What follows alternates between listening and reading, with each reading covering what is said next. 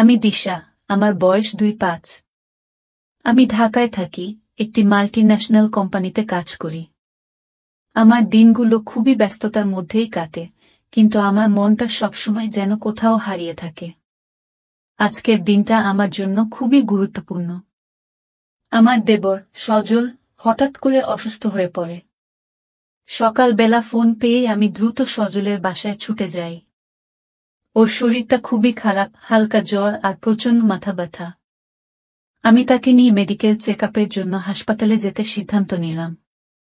গাড়িতে বসে সজল আমার পাশে ছিল, ওর শরীরের তাপমাত্রা আমার হাতের মুঠোয় অনুভব করতে পারছিলাম। আমি ওর দিকে তাকিয়ে হেসে বললাম, তুমি চিন্তা করো না, সব ঠিক হয়ে যাবে। ও আমার দিকে তাকিয়ে মৃদু হাসল, ওর চোখে কৃতজ্ঞতা আর ভালোবাসা স্পষ্ট ছিল। হাসপাতালে পৌঁছানোর পর ডাক্তার ওর পরীক্ষা করে বললেন যে সজলের অবস্থা তেমন গুরুতর নয়, শুধু কিছু ওষুধ আর বিশ্রাম দরকার। আমি একটা বড় নিঃশ্বাস ছাড়লাম, যেন আমার বুক থেকে একটা ভারী পাথর নেমে গেল। হাসপাতাল থেকে বেরিয়ে আসার পর সজল আমার দিকে তাকিয়ে বলল, তুমি সবসময় আমার পাশে থাকো দিশা। আমি কিছুক্ষণ ওর চোখের দিকে তাকিয়ে রইলাম, তারপর ধীরে ধীরে ওকে জড়িয়ে ধরলাম। ওর বুকের উষ্ণতা আমার হৃদয় ছড়িয়ে পড়ল। তুমি আমার কাছে খুবই গুরুত্বপূর্ণ সজল, আমি বললাম, আমার কণ্ঠে গভীর ভালোবাসা। ও কিছু বলল না, শুধু আমার কপালে এক মিষ্টি চুমু খেল।